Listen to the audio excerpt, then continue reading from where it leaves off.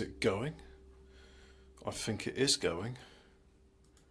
I think we are live. Dropped frame 0. Streaming. 25 seconds. Looks like we've got ourselves a stream, boys. Lads. Dudettes. Do women watch this stuff? I don't see it. Anyway, so got myself a lorry. Haven't played this game in a while because it's like, well, I do it for a living, so but I got myself an Xbox controller and I thought, let's try driving a lorry using an Xbox controller. And also keeping it on the phone because that video is to load later, but you'll see it in a bit. Just a second though, just 1 second. Driving will be then short.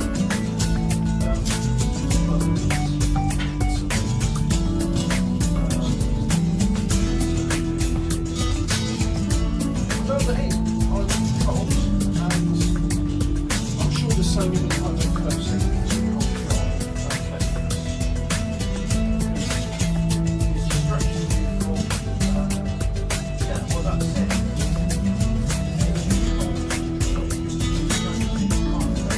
Due care of attention.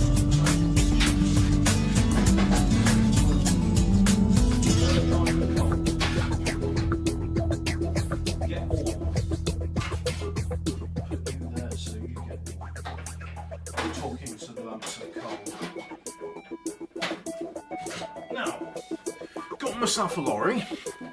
It's not the most powerful of lorries, but it doesn't matter. It's not the size of the engine, it's how you use it.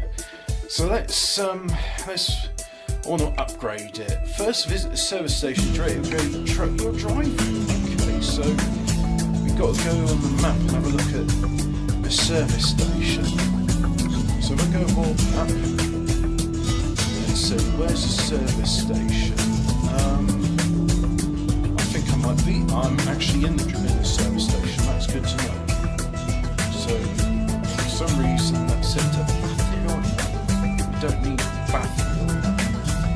So let's just start driving. Let's go and drive, shall we? And try out the Xbox controller. I imagine that R2 makes it go forward. Oh, first of all, press A. Oh. Right, start the engine. Parking brake, press space to disengage the... Oh. No, this isn't a... This is not a service station. It's right next to the service station. So I'm not sure if you can see this, but this DAF doesn't have side mirrors. Do you see that? No side mirrors. No Cyclops mirror either. It's got LCD screens what show you views from cameras, which replace those mirrors, and I am interested in that. For some reason, I'm sure there was a thing in this. Because this is a modern one, it's supposed to have rain sensors on it. So let's have a look at gameplay. And just go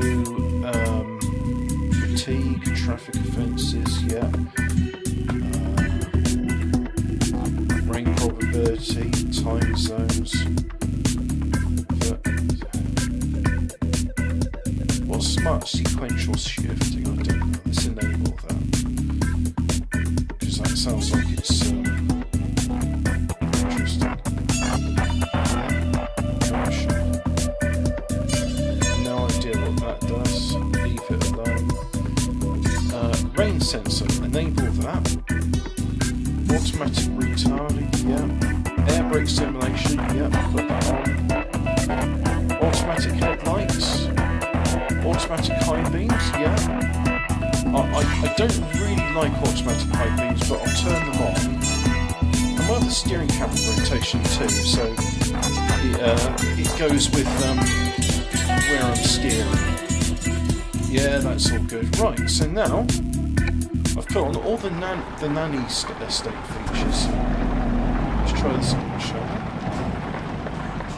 Signal that we're going to go right. So to do so, right, there's the service centre.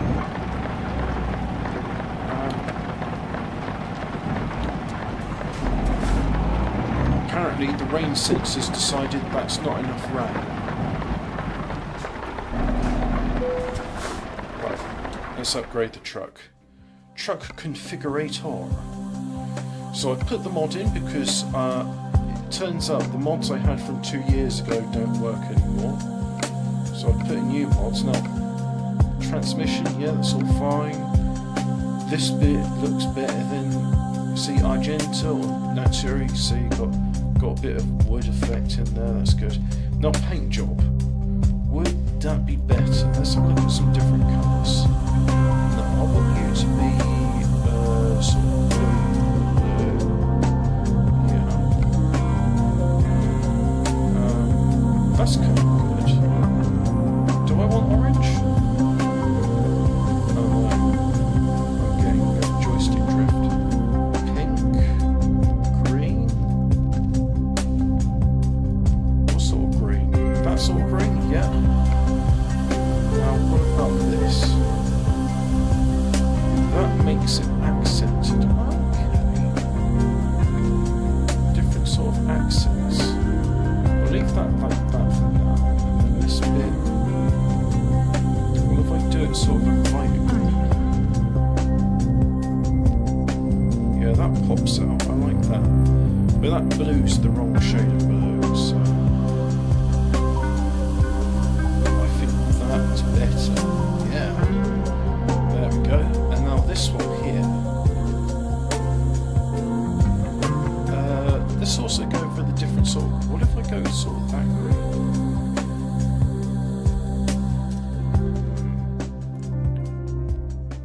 Yeah, why not? I think that works. Blue and green should never be seen. Yeah, who says that anyway? Oh. Do I want white on this one? White? I mean, white looks kind of good, but what if instead of white it was the same blue as the paint job? For example, this. Save all colours as a preset. There we go. So those 4 colours are a preset. Right, now, go back to the wheels, the tyres, and use. Right, that's the same shade of blue. Now, this. Blue. Also blue. Actually, I would prefer you to be a different colour, what stands out. Now, there's no law saying you have to have loose wheel nut indicators on a lorry. And certainly as this is a game, one could argue that, well, just have fun and go with what's aesthetically pleasing. I actually like loose wheel nut indicators, so we're going to go with that. And I've just noticed my desktop volume, apparently it's louder than my voice. So let's turn that down a bit, there we go. And try that again. That's still coming through quite loud, so if we just knock that down to -8 dB, because there's not really that much. There we go, I think that's a bit better now. My voice should be coming through. If I just listen to the preview, I'm going to go on YouTube and just listen to myself. Go home. Back at it on the junkyard rancher that might No, shut up. You're not my voice. I want to listen to me. YouTube Studio, is that the one I go to? Content. Live. Click. I want to listen. I want to listen to myself. Go home. Back at it on the junkyard rancher that Right, so shut up. We'll try that again. Now I'm going to go back into the game and just see if I can hear myself eventually. Is that the one I go to? So anyway, that's all good. It's weird hearing myself back. I want to listen. I want to listen to myself. There we go.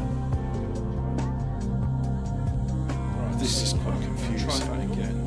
Now I'm going to go back into the game and just see. This is very confusing. That's good. But it's weird hearing myself.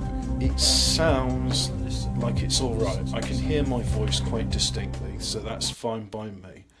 Okay, let's carry on with that then. So anyway, the lorry. All the colours must be the same. Oh, that's right. Loose wheel nut indicators. Loose wheel nut indicators. They can be.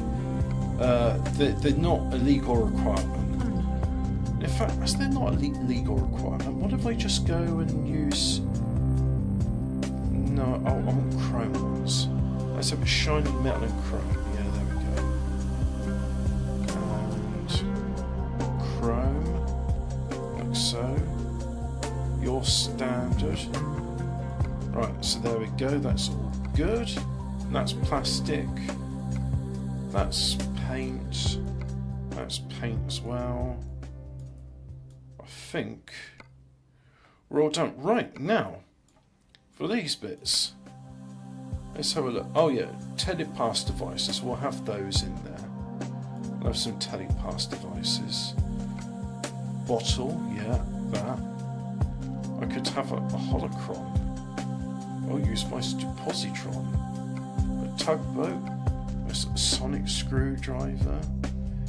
Tablet truck info. I like that, even though it juts into the thing there. So, what if it's vertical? No, it still juts, so I don't like that. Michelin notebook. I mean, that's kind of cool.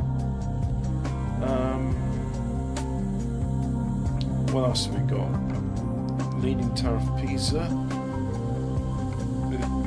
An electric razor. Michelin glasses. Picture frame free. Oh, apparently you can, like, yeah, look, some Turkish family is much. Medicines. Books. The Lord of the Rings. You know what? I kind of like that. That's kind of cool. I might just keep that.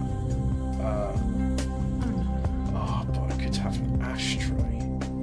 Yeah, that's a feature you don't get in a lot of these modern vehicles. There's an ashtray, so we'll have an ashtray. Oh, we can have an extended dash. What we can have for an extended? We can have polo mints in front of the dashboard. I like that. I don't think this is really a place where one should. Oh, he's saying it's on top of it. Right, so what would I have on top of there? Like, no, not really. No. That's, I assume, some heretic version of a rosary. You know what? We're going to have nothing here. So I'll just delete that one. What about saying there? No, again, that looks wrong. Put saying there. No, that looks wrong. Saying there. No.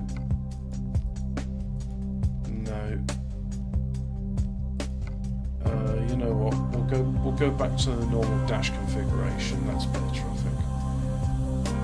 Oh look, the magneto-inductive compass is slightly different shading on that one. So instead of the cell phone, can I have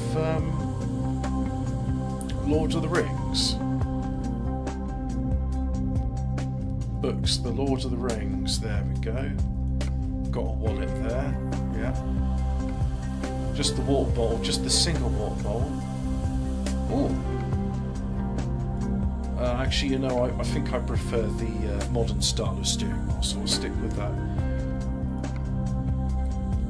Safety window, yeah, I'll have one of those in there. Oh, you know what? Actually, that's a good place to have a portable bag. I like portable bags. They're way better than bags which cannot be ported. So we'll have a portable bag, and then what can we have in there? We can have stickers. We can have an air freshener. That's kind of cool. Emoji pillow. No, that obscures the driver's vision, so I'm not going to have that. We'll have that. That's fine. Yep, that's fine.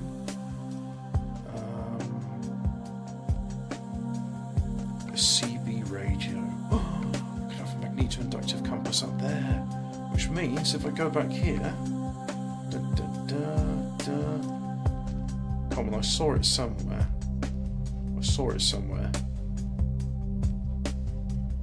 You'll notice there's no stickers on my windscreen. It annoys me sometimes. I drive vehicles in various places, and they insist on putting like different types of stickers on their dash, which technically it's not on the driver's eye line, so it's not an obstruction, but it still annoys me. Don't like it. Don't approve of it.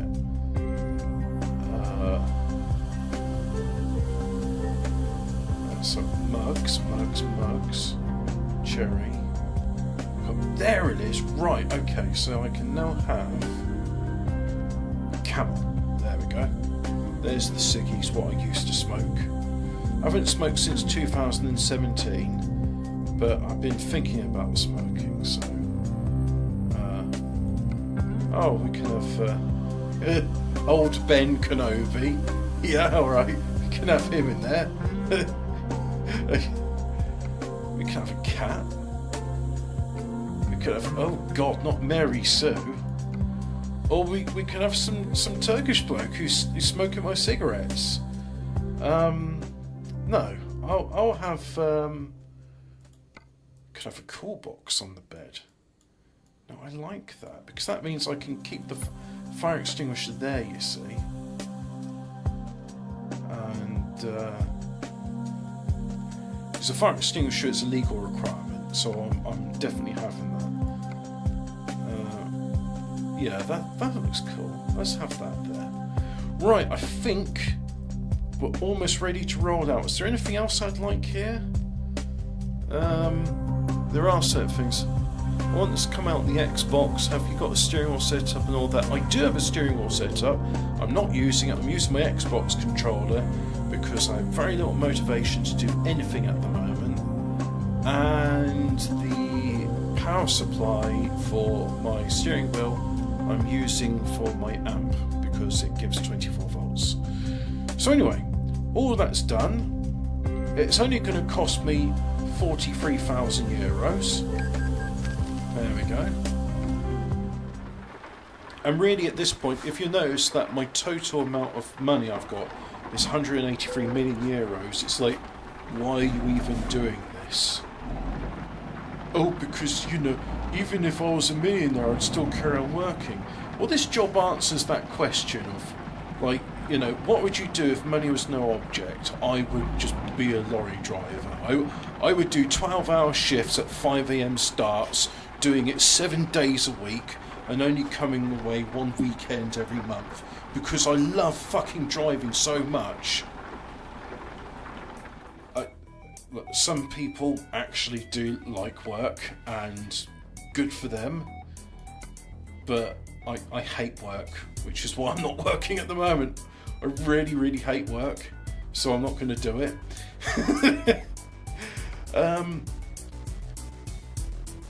Madrid to Italy, yeah, but here's an idea, right? It's saying do all that driving, and yeah, I could certainly do that driving. Or alternatively, I could drive to Valencia, take the ferry to there, and then take the ferry to there, and then do a bit more driving. I think I'm going to do it a different way.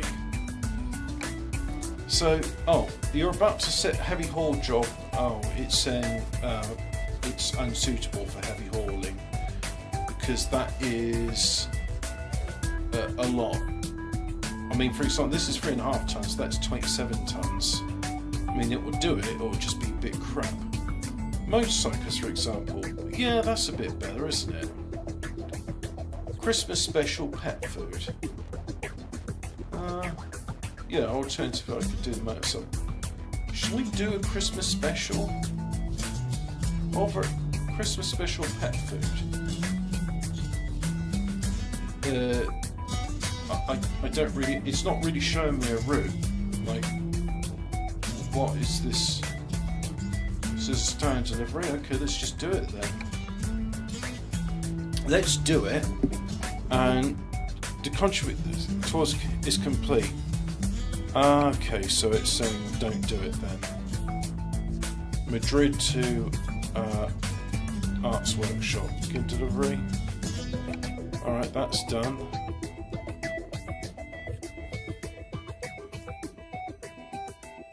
Oh, so there's an example, like these places, there's only a few.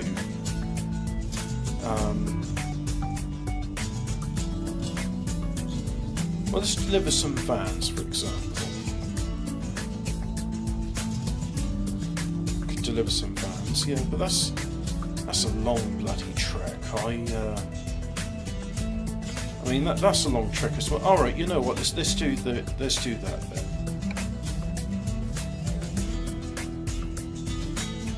Why are you a lorry driver if you don't like driving long distances? I don't know. I like finishing in the same place. That is that a HDMI socket on this? I've got an Xbox controller in it. It's got like a 3.5mm and what looks like a HDMI socket on the back. Why would you have a HDMI socket? Why does my Xbox controller have these things? Also,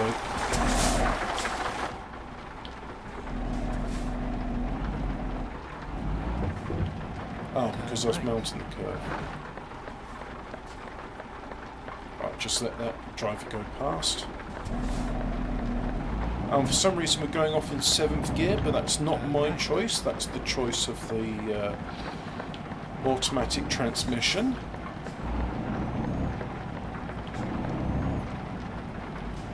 You know what? I've actually got a sat-nav display on my thing, so... Well, I'm going to have to turn on the windscreen wipers again. Get ready to turn right. I thought that was supposed to be automatic. It's not automatic. Right.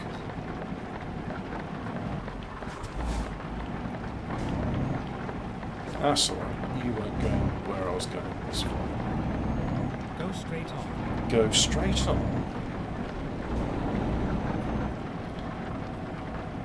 It's 50 here. That's going forward. At the roundabout, take the first exit. Keep right. Now, I remembered, because I had a go at this the other day. Right, Left. I've enabled the... No, I haven't enabled it. Does that enable it? Yes, it does. Shit. I got a bit confused there. I was trying to enable the cruise control, probably better for when I'm on the motorway.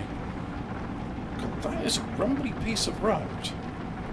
At the roundabout. Maybe I need to go and to the service centre and go and say, we did balance my wheels right, because it's when I'm going at speed, the steering feels rumbly. Exit left. 16, Please mind 17. the speed. Please mind the speed limit. Yeah, Caution. Please mind the speed. mind the speed limit. I'm going to speed up so I can avoid this guy. And now it's 90. So this is the brand new DAF super duper efficient lorry. It's got features I like. One of those being a quiet engine. I think that's quite important. Caution. Please mind the speed limit. Some lorries are quite tiring for just how noisy they are. Then exit right.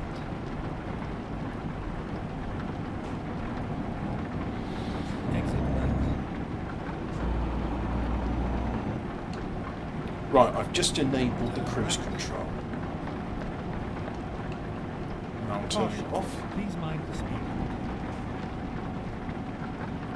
Caution. Please mind the speed limit. Yeah. I'm just letting it idle.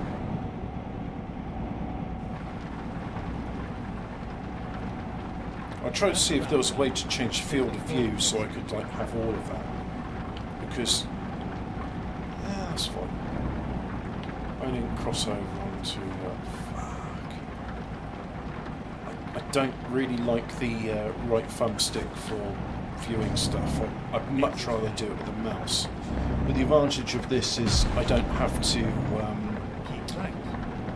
I don't have to. Come on, brain.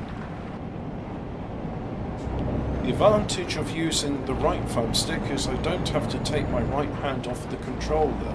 Caution. Please mind the speed limit. Why is this ramp 50 when the other ramp was 70? I don't know. I don't know. Let's go and pick up these motorcycles, whatever it is I agreed to pick up. I've got my own trailers, but for some reason I opt to like pick up somebody else's trailer. Now I did mention in the video description that I hold a Class 2 HGV license, not a Class 1. And the difference being is Class 2 lorries are rigid loads, whereas Class 1s are the ones which can, like, what I'm in now is a Class 1 vehicle, you see, because it's the tractor. And the Class 1 licence allows you to drive a tractor with a trailer. And you do a Class 2 before that, although I think they changed the rules shortly after I got my test. So once you do your Class 2, you can just immediately go for your Class 1. That's funny. I took my hand off the accelerator and it immediately slammed on the brakes. Nice safety feature, I guess. Right. Cruise control off. Bit of brake. Bit more brake. People creep. Right, safe to carry on. So I'm carrying on. Caution. Please mind the speed. Blimey.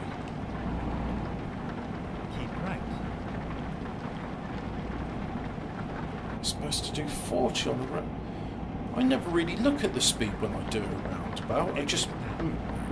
I'm assuming I'm going below the speed limit. I'm following traffic around. I've never been in a roundabout where I've gone, oh, the speed limit on this roundabout is too severe. I'm going to go around it faster than what it suggests. There's a roundabout I know which goes on to dual carriageway conditions. So it is marked as national speed limit, this roundabout. Please mind the speed. I don't think, even when I had the Jag, that I've done more than 30 miles an hour around it. Caution. Please mind the speed.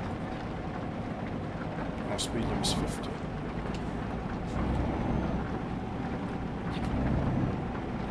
At the roundabout, take the second exit.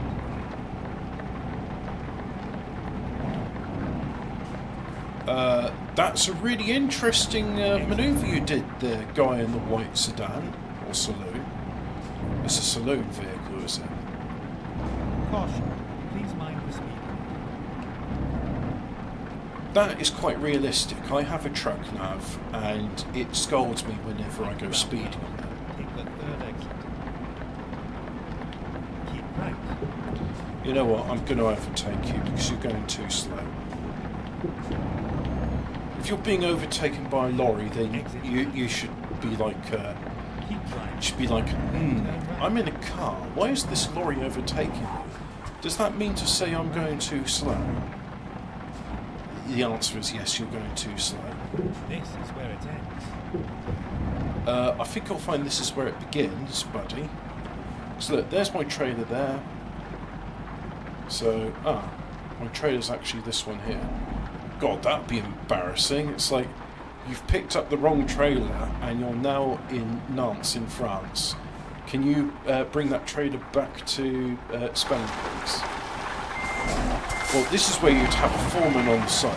What it would be like now is I'd come here, I'd stop the vehicle before going into the yard, speak to the foreman and say, yeah, here's my manifest. It says I'm picking up a trailer with this content. And you'd be like, what you're looking for is trailer 1234. Could you sign here? And here's the keys for the trailer. Let's just double check that what you've got corresponds to what I've got. Yeah, your paperwork looks right. No, it doesn't. Let me go into the office and double check. And then once it all gets sorted, you'd be like, right, that's the trailer you're loading. Pick it up. And then they'll come and help you, load it usually. Although it is up to the driver to make sure all the contents are secured Because if something goes wrong on the road, it's your fault, not whoever loaded it. So anyway, I've gone and spoken to... I'm just going to assume this guy here's the foreman and say, excuse me, mate, where's your foreman? Am I picking up the right trailer? I am right, because I'm going to take this to France now. We're 1,000 kilometres away. It's good? Alright, see you. Going now. Because if this is wrong, I'm not coming back. And you're still paying me for my work. So anyway. Oh. Oh, okay. Oh, it's a dual carriageway, okay. Well, that's strange. Anyway, I'm going to take the outside lane. And I'm going to continue in the outside lane all around because I've got a trailer behind me. So my hope is that anybody behind me is going to understand that, yeah, he's got a trailer, he's signalling right, that probably means he's going to do a U-E. And lo and behold, I'm now signalling to go right, coming off the roundabout, I have done a U-E. And right, let's speed up a bit. Well, I say let's speed up a bit. Let's wait for this car in front of me to speed The up. roundabout. Take the first exit. I haven't played SnowRunner, City of Sodus, so I assume that's like Spin Tires, the game where you're off-road mudding in lorries in Siberia, and you have to be like good with winches because most of the time you're just pulling yourself out of mud. Right, so it says 40 here. It's probably their equivalent of 20. Which is Dumb. First exit. Ignore that.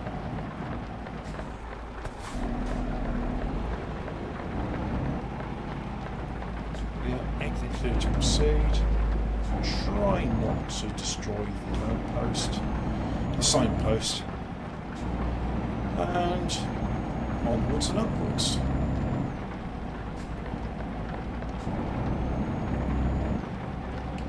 Right, there's my cruise control.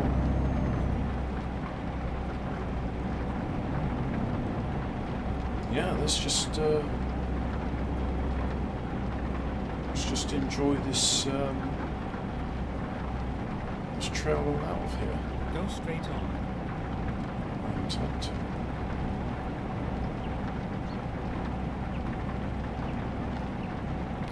Well, so far I could say that this Xbox control's nice. It's got a bit of rumble in it, which is not as immersive as the force feedback on the steering wheel, Keep right.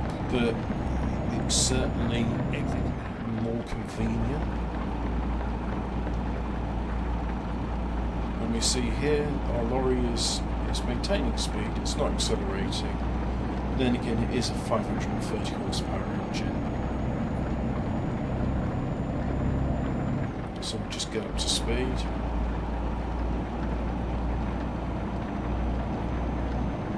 Keep left. Wait for you to pass. Now it's clear to proceed.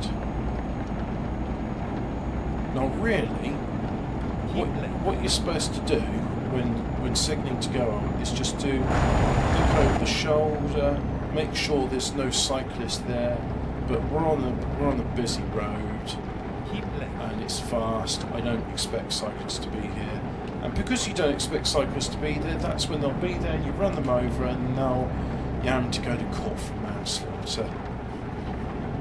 And then the judge, to be on the mood, will have a laugh about it, saying like, well, he chose to die. He was in your blind spot. Or the judge will be a cyclist himself and say, you have murdered one of God's precious beings, a cyclist. Castration, double castration. So, fair and impartial, as judges are. Now, we'll carry on this, what to me looks like a motorway, but it could be an all-purpose dual carriageway. Either way, I'm going at the 56 miles an hour, which is what lorries are limited to. 56 miles an hour being 90 kilometres an hour. And I'm getting on that car in front of me. Come on, you're a car. You can do 130 here, or 110. I don't know what the law is for cars in Spain, but I know it's certainly faster than a lorry. And this is it. Just, enjoy the view, really. Got my safety window in there so I can see things that are... So I can see if we're getting a bit too close to the crashy barrier. Very nice. And if I look here, I can see that I'm mostly following the road. If I look there, I can see I've got my cigarettes with the carton open. That's very tempting. Some Lord of the Rings from the tacker rack. Got my ashtray. Right. Got my water bottle. Yeah, and I've got my magneto-inductive compass saying that Exit right. north is that way. Turn right. Oh, I love high-speed interchanges. Look at that. Please mind the speed limit. 90 kilometres an hour and can manage it. Now, it's saying to me I should slow down, but that's not how we get fuel efficiency, is it? I wonder. So, let me see. Am I headed... Northwest or something? I can't really make out what that is saying. But I used to remember, I think if it's how I pressed I, there's my air pressure, coolant temperature, distance, time, total fuel, average fuel consumption.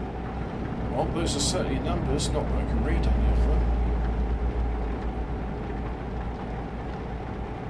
So, yeah.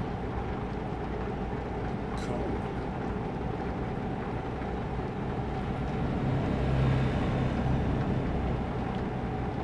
Oh, and you're not going at the right speed, so that's... Oh, bloody hell. Didn't mean to do that. Ah. What's horn? There we go. Now he's woken up. I think that's saying the total fuel used so far is 44 litres. And an average fuel consumption, I can't really make those numbers out. It don't matter. It's something I enjoy doing in real life. If the lorry supports it, just going into the information show like my trip that day, how much fuel I've used, and then I can see if it tallies up to when I refuel the vehicle.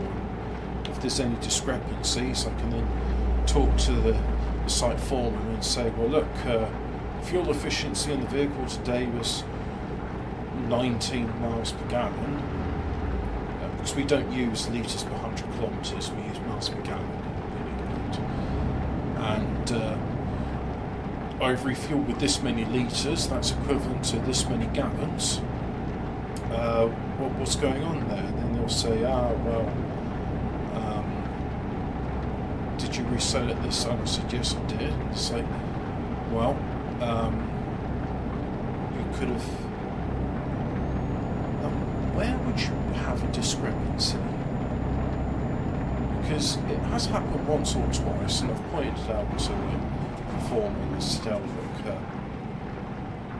look, I put this many litres in. It could be, yeah. Some people get really fastidious about... Caution, please mind the speed limit. They get really, really fastidious about like filling up the fuel tanks right to the brim. So they'll pull the hose out when it goes clink, and then they'll slowly spend the next 5 minutes just trickling it in, and then still spilling a whole bunch of diesel out. So they go, oh well, I filled in an extra 50 litres into the tank that way. It's like, well, great, you've got an extra 50 litres. Where are you going to use that extra 50 litres? No. Whereas someone like me is just going, right, how many litres in the fuel tank? 200, right? Chunk, chunk, chunk, chunk, chunk, click. There we go. I've now got 170 litres in the fuel tank. Oh, but you could have filled up to extra 30 litres. It's like, I'm not going to use the extra 30 litres. Please mind the speed. I don't need the extra 30 litres. I'm quite happy doing it this way and not getting diesel all over myself and the fuel tank. And so yeah, when I refuel it, of course I don't refuel as much as some other people, so it'll be like, oh well, you didn't take as much to refuel, so your fuel mileage has gone up. Then someone else refuels it and they've gone, oh god, you've left so much air in the tank which could be filled up with fuel, and of course it makes their fuel mileage goes down. So that's one of the reasons. Oh, and another reason could be just like somebody's got themselves a jerry can and they're helping themselves to fuel. But that's why, you know, it's always fun to just measure these things up, make sure the stuff tallies. You write the name and the date, you write the mileage on the lorry and its reg number, and how many litres of fuel you put inside it. Why do we do miles per gallon when our fuel's served in litres? Surely it'd be better if we did miles per litre. Or if we did litres of fuel to do 100 miles. If we're going to do, because you know, the Europeans, they do, how many litres does it take your vehicle to do 100 kilometres? Well, we could do that metric thing, saying how many litres does it take you to do 100 miles? I mean, either way, the smaller the headlight usage offence. So, what, you want my headlights on? You want them off? I don't know if my lights are on or off, but either way, I guess you find with the wireless thing, the policeman gets close enough to your wallet so that you can use the bonk machine. It's just like, oh, there you go, there's 300 euros out of your account, like that. Which is why, see that wallet there, it wouldn't have had it if I had an RFID cage for my credit card. So the wallet I have, I needed one about 8 years ago, and I had the same wallet since I was 14, so that's more than 2 decades of being on the same wallet. And buddy, look, the speed limit is more than 90. I don't know why you're going so slow.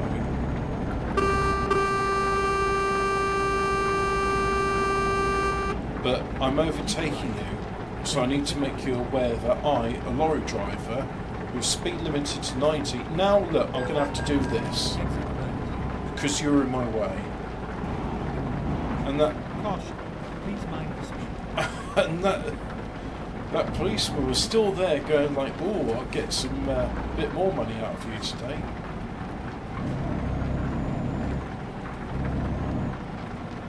Now, in real life, I don't sideswipe users and kill them on the road. You know, if you do that, you have to stop, and there are legal repercussions. It's a game. So I will do things like that.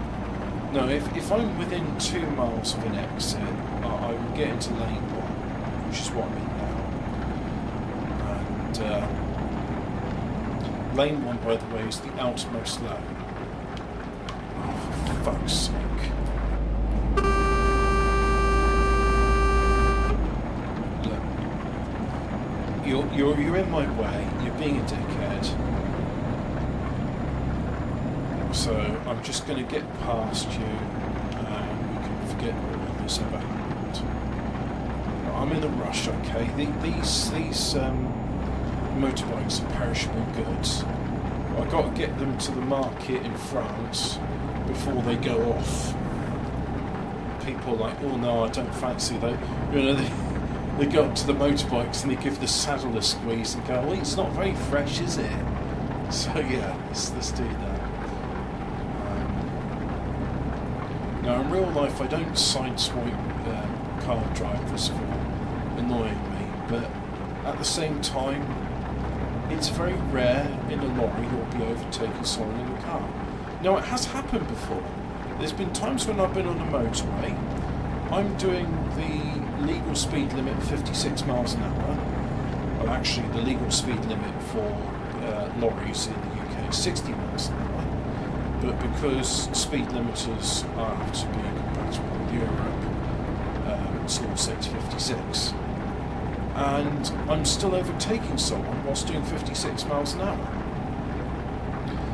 And I can understand, you're overtaking a lorry and it's for one of the supermarket chains, and they've decided for whatever reason their lorry's going to do 53 miles an hour whilst another does 54 and another does 52. And that's why you've got periods where you're on the motorway and just for miles and miles you're waiting for a lorry to do its overtake.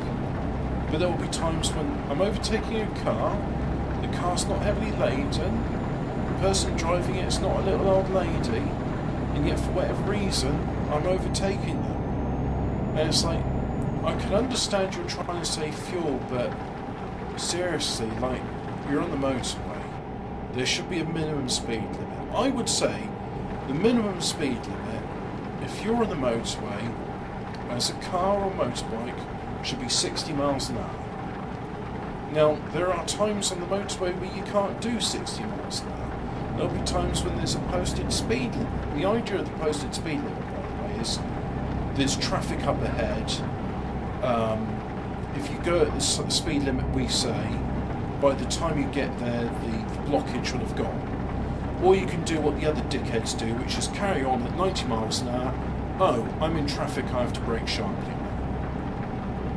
So yeah, if there's a posted speed limit on the motorway, follow it, or you'll get flashed. But otherwise, just go at 60 miles an hour minimum. Do it. It's a good speed. You're nice and fuel efficient. You get there at a mile a minute, which is good speed. Don't go at 50. Don't be one of those dickheads that does 50 in the motorway. If you're causing lorries to have to overtake you, and the lorry is like speed limited to 52 miles an hour, you're causing blockage on lane 2 for miles. And then you'll get the really silly thing where you've got a lorry overtaking in lane 2, it's doing 52.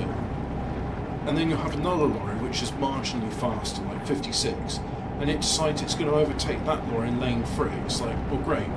Now the cars which want to do 90 can't get past you. Please mind the speed limit. Evening Hobbit in chat. Do lorry drivers have disdain for tractors as other motorists do?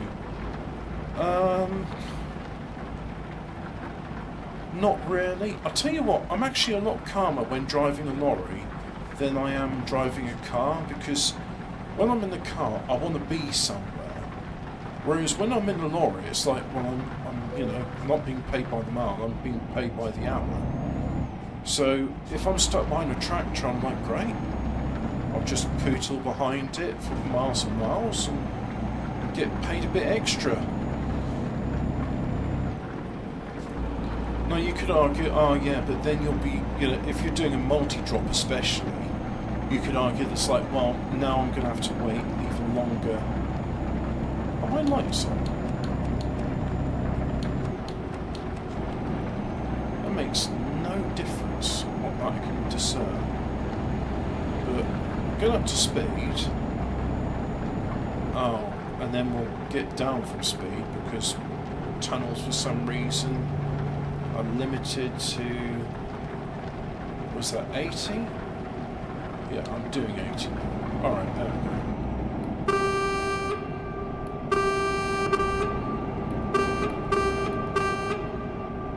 So we'll just wait until we get to a straight bit.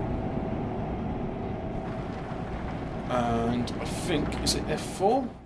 Adjust lights. Let's adjust the lights. So we'll have the front auxiliaries and rear auxiliaries and a high beam. My high beam's not engaged. How do I engage high beams? I'll have to have a look in controls. Keys and buttons. Modifiers. Throttle, shifts, gearbox, parking light, engine brake, trailer brake, front and rear suspension. Light modes is L, joypad D left. Well, I've done that. High beam is K. What if it was also numpad 9? I like that. Let's carry on driving. Let's try it.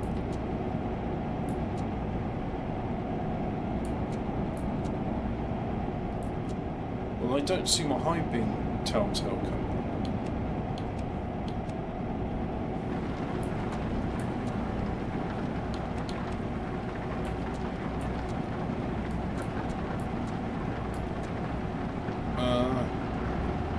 Don't know what's going on there. Apparently I don't have high beams. Weird.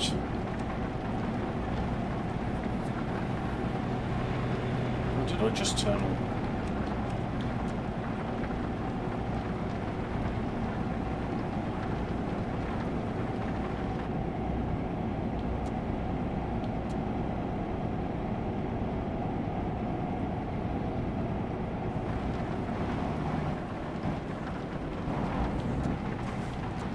Yeah, I give up trying to figure this out.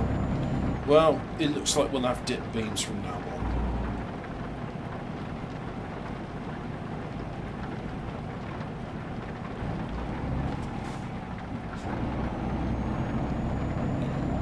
Most of the jobs I did, most of my long distance driving was done with vehicle recovery. And as a result, if I was behind a tractor, I didn't mind.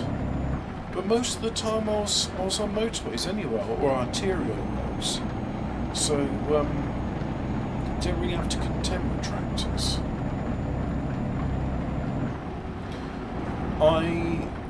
I'm far more offended by cyclists, both in the car and in the lorry, than I am with tractors. Tractors, you see, it's like, well, I know whoever's in that tractor, he's doing it for work, and he's doing it to harvest food, which is something I appreciate. Whereas a cyclist, their sole purpose of what they're doing is to be a nuisance to other road users. And I don't approve of that. I don't approve of cyclists. I have cycled in the past, but that's when I was just cycling around town, so I needed to get somewhere. Occasionally I would cycle to the next village over. I'm not going to be one of these lycra-clad terrorists which are doing it because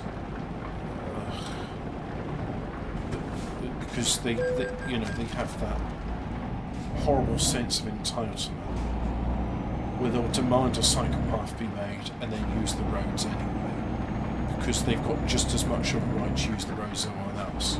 Well, they won't when I'm king, because I'll have minimum speed limits. And if you can't cycle at 30 miles an hour in the dual carriageway, then the other road users have got a right to push you off the road.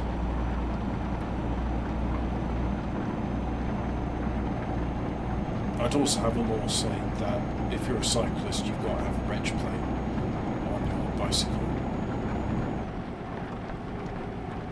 And we'll just enable the cruise control and bring it down to 80, because these roads have gone down to 80.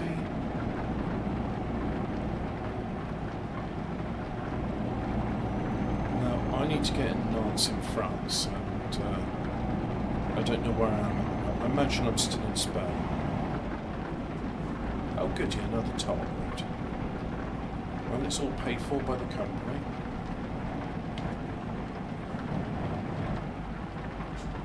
That looks like French. I might have crossed the border at some point. Electric HGVs, it depends. Cunt! It's not an automatic one, you bastard! You've damaged my brand new lorry, you absolute fucker! You'll be getting a bill for the repair services for that.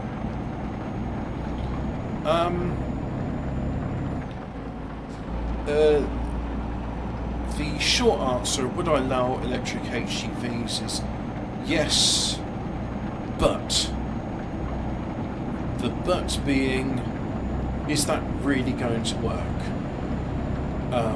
Because if you're having to carry a load of batteries, you're not going to have much room for cargo. And also the more batteries you take, the more power it takes to move all those batteries.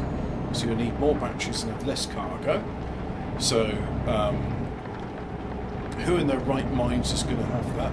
Now someone could be like, well, all I carry is feathers or hay, and an electric lorry will work for me because I've worked out that I only need to go one route, and there's charge stations at the RDC, so it's all hunky gravy. Or I'm one of those like lorry firms that's got more money than sense, and when you've actually delivered your goods to a place, there's a brand new tractor waiting there, and it's been recharged overnight. So you swap the keys over, and the one you've just been in gets recharged, and hopefully the RDC you're at has got adequate fire prevention measures and insurance that if the lorry, which may have had a bash, which may have damaged the batteries, bursts into flames, you're all right. It don't matter. Now, can I go in this one? Yeah, this is an automatic one. That's what I wanted. So the answer is yes, and I would also allow steam-powered lorries. If you really think that you could be commercially viable with an external combustion engine, steam power, doing your lorries, then more power to you. You might even find a niche to sort of say to people like, well look, this is an agricultural, I don't feel I'm going to be able to go faster than this. We'll set the speedo to 90, and just let the just let the cruise control computer accelerate automatically. Now, there could be some niche. You could be like, well, I'm an agricultural supplier, and I've only got to do short trips, and one of the products we make at this farm is charcoal, so we're going to power our steam-powered lorry with charcoal made from the factory, and the water is readily available in various places, so that's not an issue. And some people may go, oh, you know what, I like your steam-powered, sustainably sourced lorry. We'll hire you to transport some goods. But that may be a thing. But the question of, it's not really a question of would I allow an electric HGV or not. The question is it commercially viable? Because I don't think anybody's driving a lorry for fun. Well, yes and no. You see, one of the reasons I decided to spend a considerable amount of my money doing the lorry driving exam is because I enjoy driving, and yeah, I enjoy driving lorries. I think there's something to be said for being paid to drive a vehicle.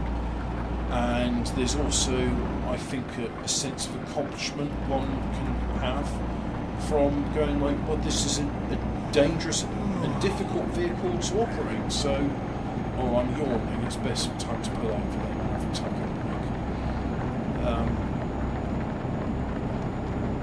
Yeah, I do have a sense of pride from saying like, oh yeah, I'm a trucker. After the roundabout, take the second exit. This is something I can do. Right, let's figure out where it is. I can go for a sleep. Okay, let's find a new course.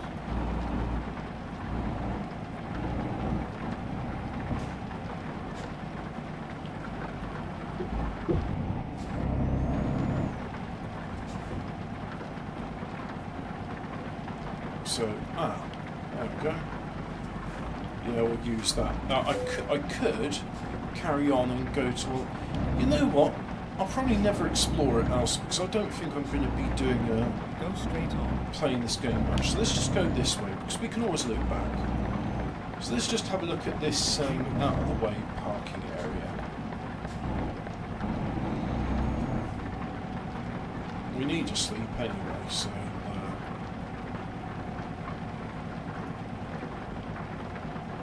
Oh god, it's one of these. I hate these sorts of parking areas. Onto the curb, never mind.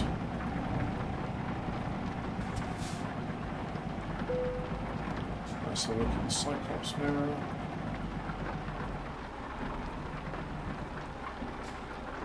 There.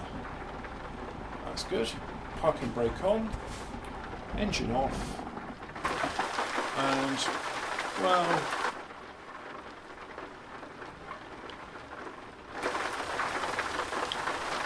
it's fine. Now how do I rest? Do I press... Oh, am I not in...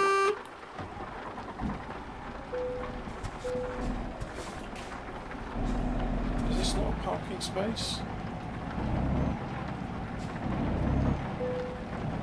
There we go. Now I'm in the parking space. And look, nobody minds how I've parked. So we'll just turn the engine on. Oh.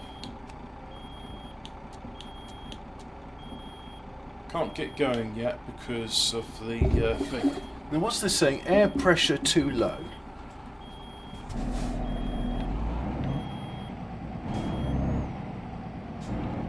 Oh, there we go. It's all right then. Well, that seems a bit annoying. Why would the air pressure have gone down so much during the night? Anyway, so yeah, I hope that answers the question. Now, a lorry which a follow-up question to. Do I think electric HGVs are viable? Take the second exit. There is one which I think really could be viable, and it's by a company called Edison, and it's a small company. Exit. And the chap that runs it, he designed the lorry to meet his needs, and he's a trucker in Canada. He goes to logging sites, and he Caution. Please mind the speed. he wanted a hybrid lorry which has a small static generator in it, which is smaller than a conventional diesel engine you find in something that size. And in addition to that, it has electric engine. So I believe he's got it set for just a conventional, in his case, 6x4. So he's got 2 steering wheels which are unpowered, and he's got 4 driving wheels in the tractor unit. And the 4 driving wheels each have their own engine, or is it 2 engines with a differential? I don't really know. The point being is, right, you're going to stay open, so you're not going to damage me, are you? Yeah. And it was that same bloke from the previous toys. He seems to have followed us. So yeah, the idea behind it is the diesel-electric generator runs at a constant velocity all the time, so it's quite quiet. Cooling is easy to deal with because you only need just enough cooling to manage it. You don't need extra cooling. Fuel consumption's great because the thing with static generators is they're designed to be run at an optimal RPM range for the maximum amount of power. And then when you are needing to accelerate from standstill, go uphill. The small battery buffer in it will provide the extra power needed, and then when you're cruising or going down the hill or braking, the batteries will regenerate and be fully topped off. So it's good. It uses less brakes than a normal lorry. With lorries, you try and do as much braking with the engine or retarder as possible. And with this, the retarder is the actual engine itself, because each of those electric motors will turn into generators, and by putting a generative load on them, they act as brakes. Right. Turn right, and we'll just go to the next one, like so. And yeah, I think it's good, and it's proven to work. He uses it commercially. His fuel bill's less than before, and he claims that because it's because it's a generator powering these motors, that the mechanics are a lot simpler than a conventional lorry. The other fun thing about it is because it's based on commercial chassis, which haven't really changed much since the 50s, the safety testing and all that is pretty much done. So he hasn't had to expend, because normally when a car manufacturer manufactures a car, you need to produce a number of cars to be crash tested, and there's very few exceptions. Like if Aston Martin and Ferrari are doing one, for example, they'll be exempt from the crash testing because they produce in such small numbers anyway. So even though they're a small company, they've made a commercial product. He's based his on a Kenworth style chassis, but he says really it's any type of lorry you want. It can be made to fit with it. They're working on a pickup truck hybrid. It's proof of concept because many people use pickup trucks commercially, and they could stand to benefit from a more efficient. It's like the answer is like, would you like a vehicle which uses less diesel and has more torque and acceleration than your existing vehicle? And I think in probably 100% of people queried, they would say yes, I would like a faster, more powerful vehicle which is cheaper to run. And if the costs aren't too great, you could say, wow, I do this many miles a year, therefore the cost to modify or buy this vehicle from you compared to the cheaper alternative will take this many years, this many months to pay for itself, after which point you're making savings. So it's called the Edison Lorry. If you want to just close this tab, look at the videos, come back to this tab, or load it up, that's fine by me. I'd be quite happy for people to look at this lorry, because I think this is the future of lorries. Now I think it's great that places like McDonald's are turning their chip fat into biodiesel, and they're running their fleets on that. Well, they're running percentage of their fleets on that. They don't produce enough chip fat to run all of them. But it's nice because you can supplement you can mitigate your fuel usage of your fleet with something that was going to be a waste product anyway. But I think the future of lorries will be these hybrid systems where it won't be a complicated hybrid system like the Toyota Prius, and I don't understand why it exists, because it doesn't actually, like, I think a Toyota Prius is saying like 37 miles to the gallon, and it's like, well, that's crap. Like, I mean, 37 miles to the gallon. My Jag was doing 32 to the gallon, and that was a 3-litre engine. And the diesel Jag, which nobody claims is an efficient vehicle, was doing like 45 miles to the gallon. It was, and that was just was not considered a particularly advanced engine. My Golf does 60 miles to the gallon in diesel. So Prius and other types of hybrids where you've got an electric engine and an internal combustion engine, and they're using a complicated set of planetary gears to blend the power from one and the other into one drive shaft. It's just needlessly complex. I don't like that. But a hybrid system where you've got a generator and it powers the electric motors, like a BMW i3 range extended model, effectively that is an electric vehicle. It's just your power source in that case is an internal combustion engine powering the generator. So the Edison Lorry, which is an electric HGV, but one who you're not charging the batteries overnight and then going, oh well, I've got 40 miles of range. No, you're charging your batteries. Does it have a feature? It probably does have a feature to charge the batteries.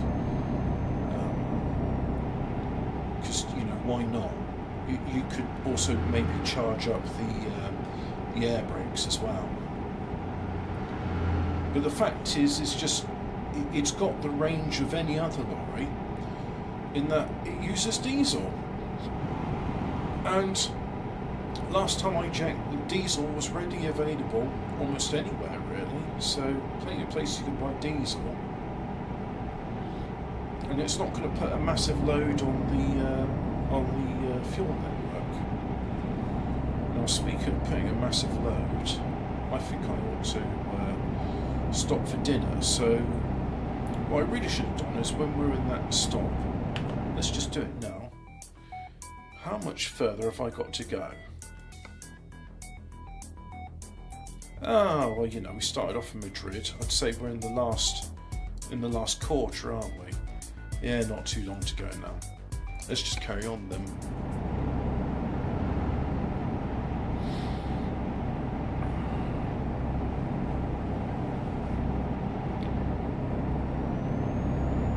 So yeah, thanks very much for the questions, Interdimensional Lizard. It's good to see you on the live stream. I know I haven't done one of these for a while. I reinstalled Windows on this computer in December. That's a long story, which you probably have time for. And as a consequence, I've only just reinstalled OBS today, and there's a torrent of it. So I've actually got my BitTorrent client working in the background, uploading to people whilst I'm streaming at the same time. And I'm assuming, it looks all right on YouTube here. it's got a slightly different colour than I have. I don't know if that's because it's on a different monitor or maybe it's saying the compression artifacts, but it looks slightly more golden yellow on mine than what you're seeing. Don't know what that's about. Don't know what that's about at all, but right. Let's bring it down. There we go. Now I can go through without stopping, thanks to the telepass devices I've got just in front of me. God, I want a cigarette. I don't know why, but this week I've really been wanting a smoke, and I can't even find my pipe. If I could have some pipe tobacco, I'd probably satisfy my craving for some nicotine, but I don't know why this week I really, really wanted to smoke, and I haven't smoked since October. So I have no idea what that's about. But, well, maybe it's due to anxiety. Over Saturday I had a panic attack for the first time in my life, and my God, that was terrible.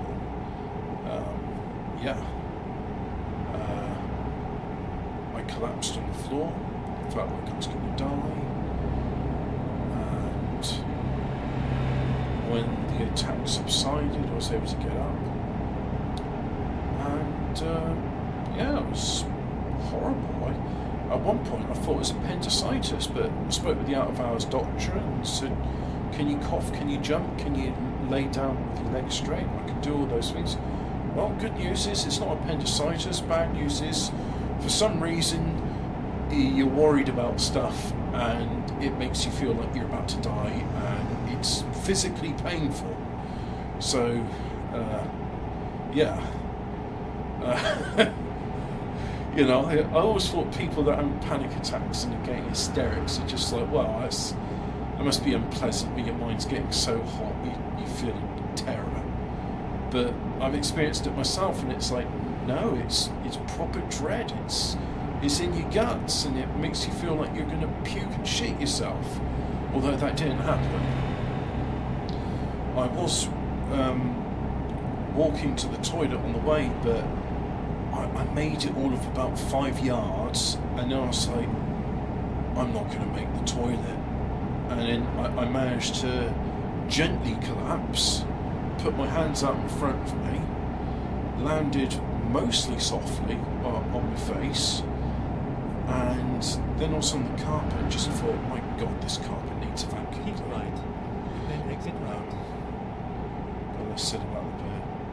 So yeah, panic attacks, they're horrible. And, I went to the doctors for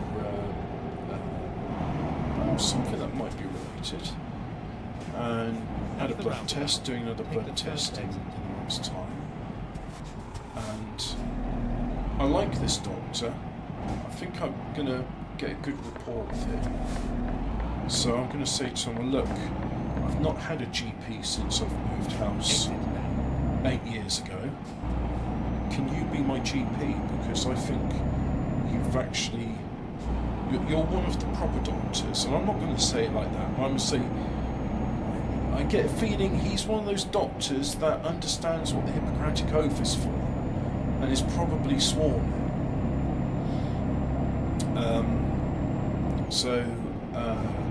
Yeah, I'm going to be talking with him in the future, and just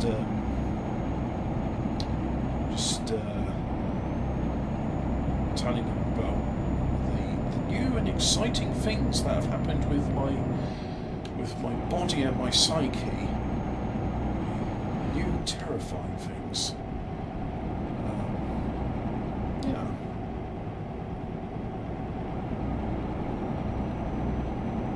See, I mentioned that because I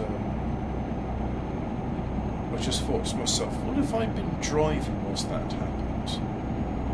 And then the other bit is like, well, what if I'd been travelling and that happened? I wouldn't have had a very good holiday if I'd been thinking I was going to die. And then explaining to a foreign doctor whose English is not so good, malacana in mi estomo est ay, mi estomo es ni bueno. I don't know Spanish. I just thinking like, well, stomach is estomac in French, so I think estomago, estoma, probably in Spanish. Because of course I'm going to go to Spain on holiday, right? Caution. How can you turn the steering wheel with no hands? Well, it's a secret lorry driver's trick. What you need to do is get an erection, and then you just kind of use your hips and you press against the bottom. Do you see that hole there? That is designed for the average girth of a lorry driver's willy. They can put it in there, and you kind of use it like a stick. You see, that's how you move the steering wheel. Of course, I had to, remove my penis for YouTube reasons. But that is how a lorry driver, when they're relaxed, they can operate the steering wheel that way, and that way they can have their hands free for picking up one of the cigarettes. taking their ashtray and the water bottle, and just having a nice glass of water, or plastic bottle, with a nice relaxing smoke. In my case, Camels. Although the last cigarettes I smoked, my God, the last cigarettes I smoked was in 2017. That's 7 years ago. I thought it was 6 years ago. No, it's 7. So the last time I smoked was 7 years ago. I've been thinking about smoking all this week. That's right.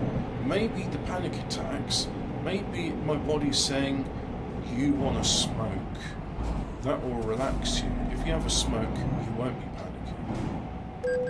And you know what? Maybe my body's onto something.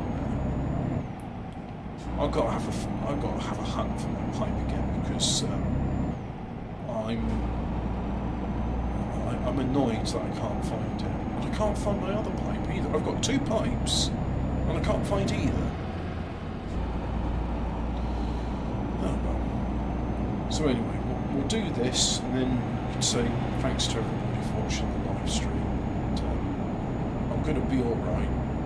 I will be alright, but it's fun, you know. You go through your life and you're thinking, oh well, it's a bit boring at the moment, and then suddenly God finds a way to just make your life exciting again, and it's very exciting because I don't know when it will happen next, and I don't know if it'll be more or less severe. I mean, maybe I'll just sort of collapse and think I'm dying again, like, I'm not actually dying, it's just a panic attack. And then God will have to go, well, you're bored with that now, so have a heart attack. Or, you seem to have done that well enough. Congratulations, you've passed the test. And upon graduation from the test, you die. So, we shall see. We shall see. But yeah, I'm very grateful, because, you know, I got up from that and I thought, God, I'm glad to be alive. I haven't got a will. I haven't got any plans set for who gets my shit when I'm dead. I don't know who would get my shit when I'm dead. This is questions I haven't really thought about. I mean, somebody's got to have it, but I don't know who wants what. And if they do have it, there's certain understandings, well, you get it, but there's going to be conditions. So, yeah, I don't know. Probably my musical instruments will go to my cousin, because he's musically inclined, and the guitar can go to my other cousin, because he's a really good guitarist, better than I am. And he's richer than I am as well. But that's besides the point. It's just look, if I'm dead, do you want my guitar? And so you can have that. Then there's the computers. I think I could probably find someone or other who would want those. The car, if I've got a car when I'm dead, somebody can have that. And then there'll be a few books, maybe. Just people want those, they can have it. Keep right, and then exit right. And that's it, really. Books, car, Exit right. computers, musical instruments. Yep. I mean, I've got clothes, but do you really want a dead man's clothes? I mean, my grandmother tried to give me my dead uncle's coats and stuff, and I think they'd be better off in a charity shop, because you don't need to know in a charity shop if the person wearing Exit them now. is... I'll find a new route. No, you bloody won't. This is...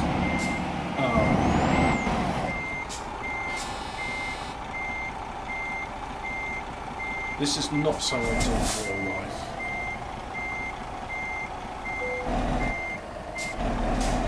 You know what? It's fine. We'll carry on. We'll carry on. I mean, it would have been nice to go there, but We'll find a way. Yeah, the Steam library, that's probably something somebody would want upon my death. That would be a good question. There's probably been like some sort of like, maybe there's like a legal thing or something, like how do you transfer ownership of a Steam library? Because in my case, you have to, when I log in, I use the app on my phone and then scan a QR code on the computer and it logs me in. And Keep right. before I just use my password and then it emailed me a verification code. So that sounds like something you probably want to set up before your death, so that once you're dead, Caution. Please the mind person can log in.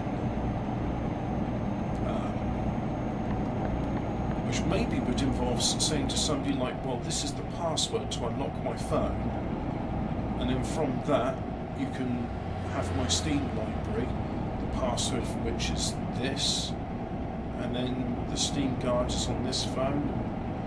You know, you do that, and then you can change it. You can change the email address, or maybe you'll want to keep the email right. address. Then exit right. No. Yeah. Exit right. Yeah, it'd be nice to think that, because the vast majority of my games are on Steam. Like I've got one or two on GOG. I've got Titanfall 1 and 2 on EA.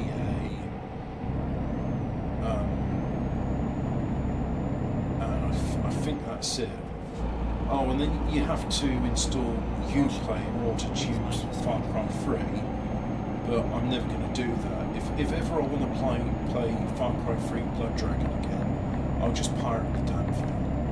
Because, fuck Ubisoft.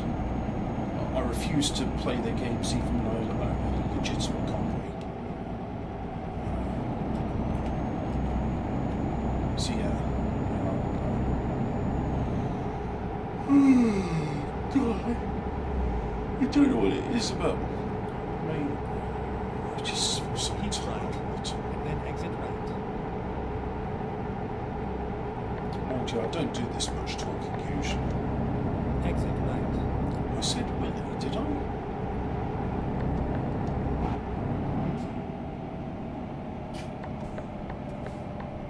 Turn left. Then turn left.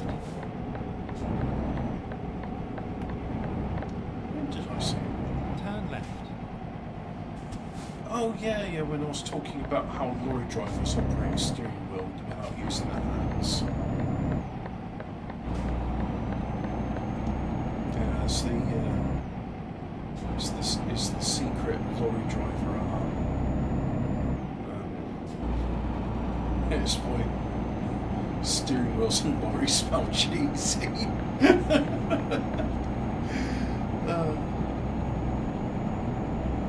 Right, let's get back to the tower which I overshot the previous time. That only happens to me in this game. Like when I'm in real life and I'm somewhere, I'll be like, yeah, I know where I am, because there'll be signposts. Keep right. Whatever. I'm not paying attention now. I just want this to be over. I'm just like this in real life. After driving for an hour, I start crashing into people and things. Caution. Please mind the speed limit. And I'm always way too close to people as Please well. mind the speed And limit. instead of like looking ahead, I start looking into the Cyclops mirror and see like using that. No, the only time I use the Cyclops mirror is if I'm queuing, and then I'll just look there to see like, oh, I can get a bit closer. No, you're not supposed to do that. You're supposed to be tyres and tarmac. Are you going to let me in? Oh, you actually let me in. Well done. Very good of you. There's no obligation for what he did there, by the way. He could have just said, well, look, I'm on a priority road. You have to give way to me. if you want to go on the hard shoulder to carry on running, that's your prerogative, but I'm not stopping. If I was on that road, I wouldn't have stopped for someone.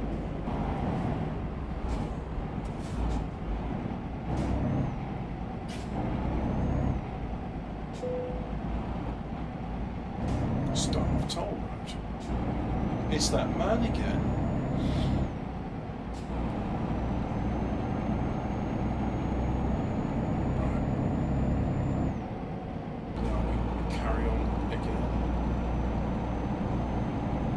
Slowly building up speed, lacking the power of the. I think the other thing which doesn't help with this is because I'm set to automatic, it's going in the most economical gear possible. Whereas if we were doing this manually, I'd be like, right, what's the lowest gear I can go where I'm not hitting the red line? Okay, let's go with that. Now I'm at the right speed. Right, now shift into the highest gear possible, whilst still being able to maintain speed. And then exit right. So yeah. That said, I've driven both automatics and manuals. I prefer automatics. I'm happy driving manuals. You know, there's something to be said for being able to pick your own gear. Caution. Please mind the speed. 99% of my driving has been with a manual. But I'm not one of these people that goes automatic. Ugh, hate it. Like it's emasculating. So it's not emasculating using an automatic. Caution. Please mind the speed.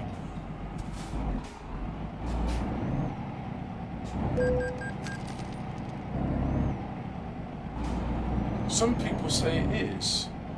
And it's like, yeah, but I'm using the steering wheel hands-free, operating using the vast girth of my penis.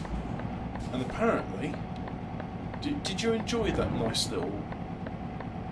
Where the hell am I supposed to go? Is it saying do a U and go back on there? Exit now.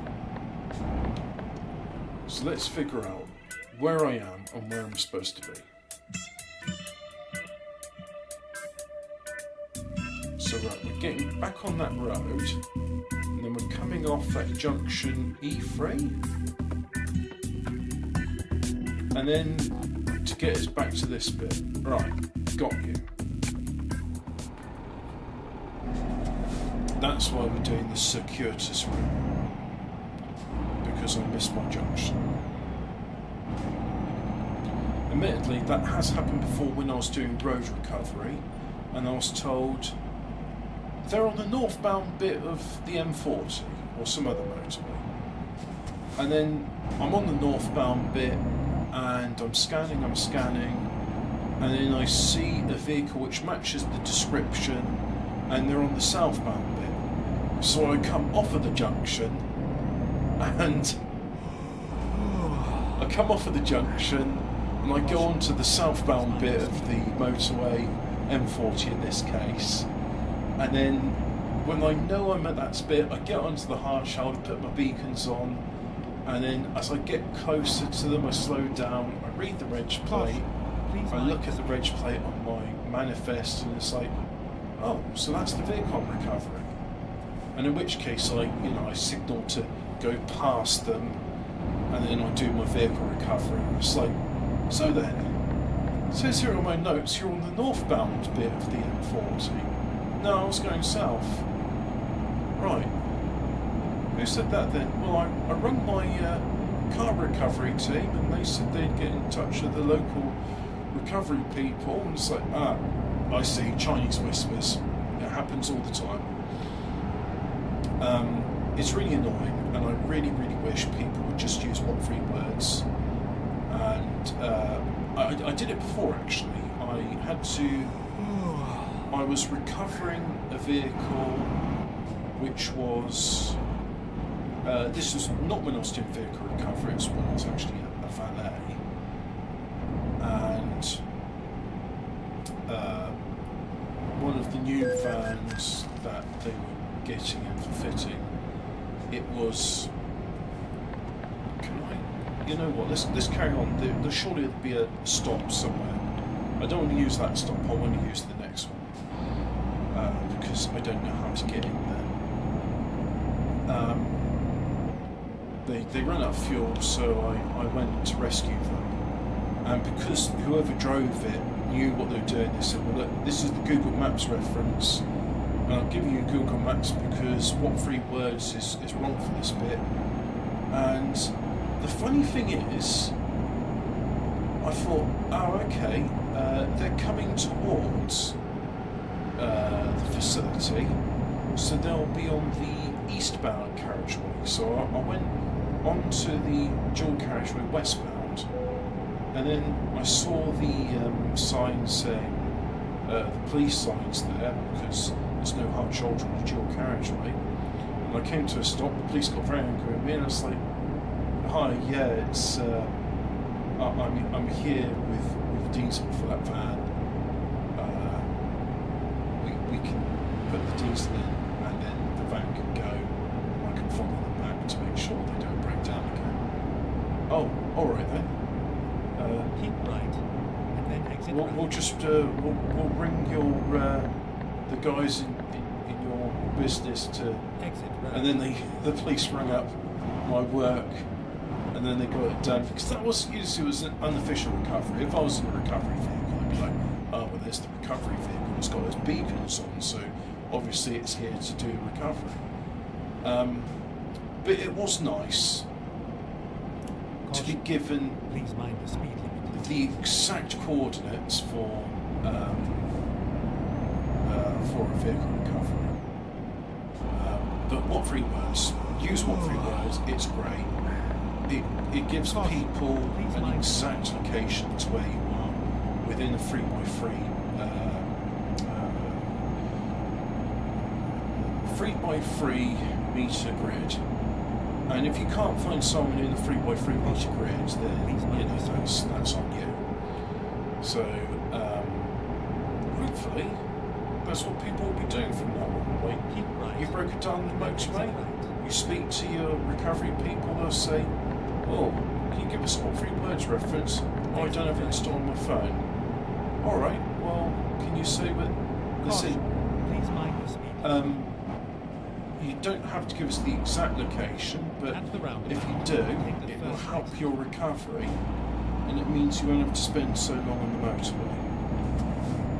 Exit now. So it's in your interest to download the app and have it on your phone. It's better to have it and not use it Please mind the speed limit. than you need it, but where you are's got poor signal coverage and you can't download Go it. straight on. Or, Then turn right. oh, you know what? You've actually got 2 points of training Right. damage. That's annoying, isn't it? We're doing really good on continuous speed. Well, normally when I come to roundabouts, I stop, but as you At can the see, roundabout, take the my second driver's exit. tired, and I'm looking forward to doing this trailer decut Exit now. before it passes out the wheel, which I've never done in real life, Go straight on. and fingers crossed never will. Passing by one of my garages there. Get ready to turn right.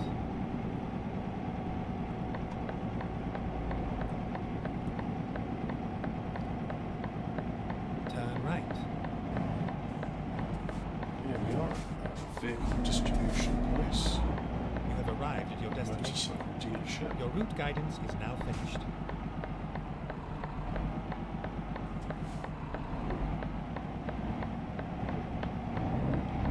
There we go. Now I could skip parking the trailer, but where's the fun in that? So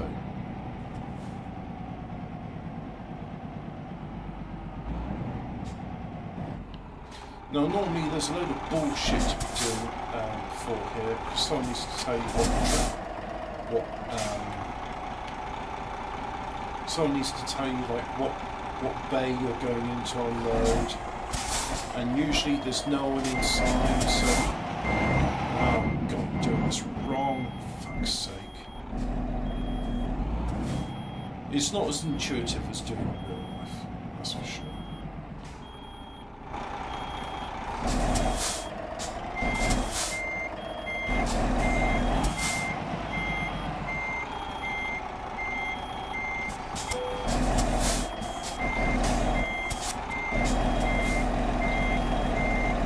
pressure.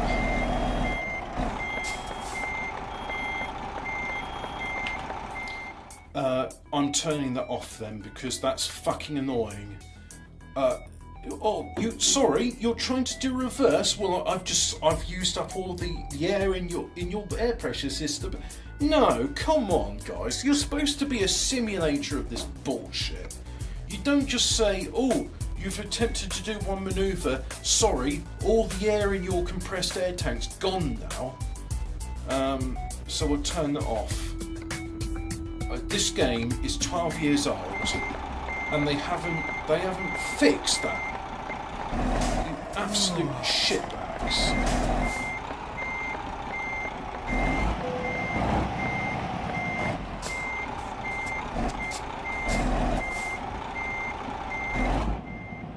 Right, I want to straighten this out. So, fuck. The brake is also reversed. That's annoying.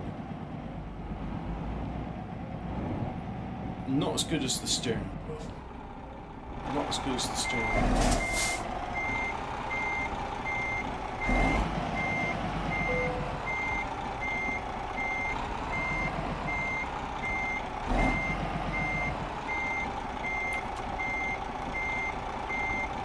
What's the thing that gives me alternate views?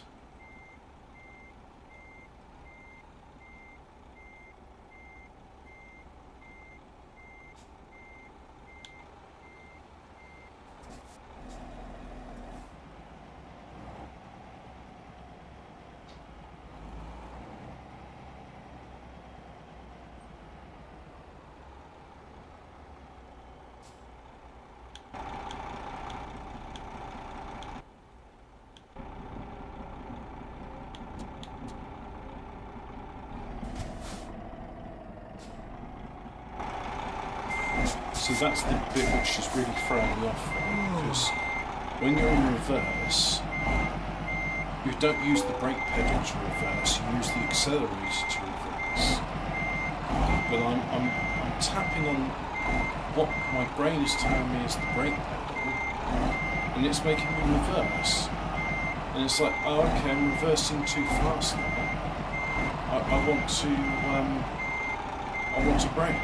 It's like, well, in order to brake, you need to lift off the thing. And I don't like that, and it's horrible.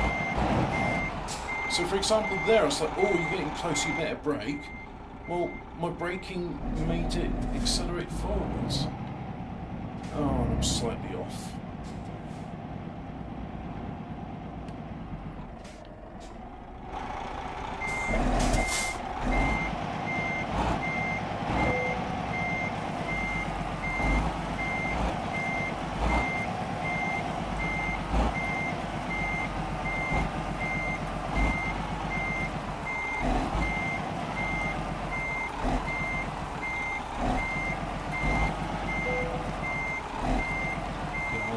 On the verge of passing out.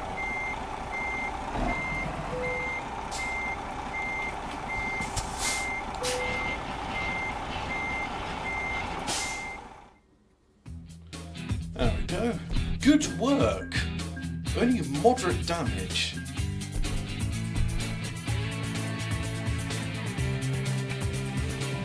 And that's it. Thanks very much for watching me, a real-life lorry driver,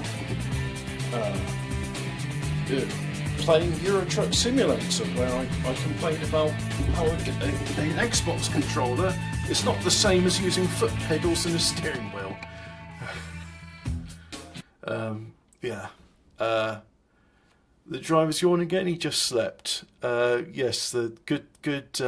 God, you'd never do that in real life. No, you'd have. Look.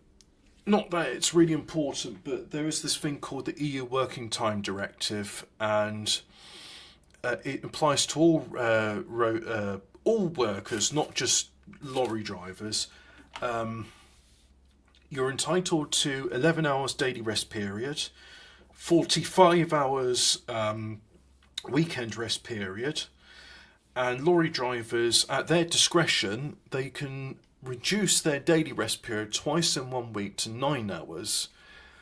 And the reason you do that is in a day, you can do 9 hours maximum of driving, which has to be broken up with a 45-minute taco break after 4.5 hours. And then let's say you've done all your break in one go. So you've driven for 4.5 hours or just under, because you really don't want to be going over that, as you'll have a tachograph infraction. So let's say you've had your break at 4 hours and 30 minutes. You know, you're really on the dot. Lucky you. And you're on break now, and you've had your 45 minutes, you're back in the cab, and you can drive for another 4.5 hours, and it's like, right, so 4.5 hours, you really should be back in the yard, putting the keys in the office and saying goodbye, see you tomorrow. However, you could be, I'm 20 miles from base, but I won't get there in time. Now you have two choices then. One is you pull up for the night and you sleep in the cab, or you say to somebody else, pick me up, drive me to the yard, and I'm going home in my car. Or you drive into a hotel and you rest up there for the night. Or you go, right, another taco break, 45 minutes, and then you go back on driving, and you can drive for 1 more hour. You're allowed to do that, and that's how you can reduce your daily rest period to 9 hours, because then you'll be back in time the next day to start your next shift. I've never had to do that, and I wouldn't want to. I can understand class 1 drivers that are trampers. That's something they have to be very cognizant of, and frankly that scares me, because it's not just 9 hours of work. There's all the work you do before you get to the driving part, which can take hours sometimes, especially if you're doing multi-drop. But yeah, so everyone's entitled to 11-hour rest period. You would never be passing out the wheel and driving. I say there because I've just thought to myself, I happen to know quite a few insomniacs driving lorries, and possibly they're driving when they shouldn't be. But various reasons means we go to work tired, and it's not a nice situation, but it happens. But ideally, in an ideal world, you would never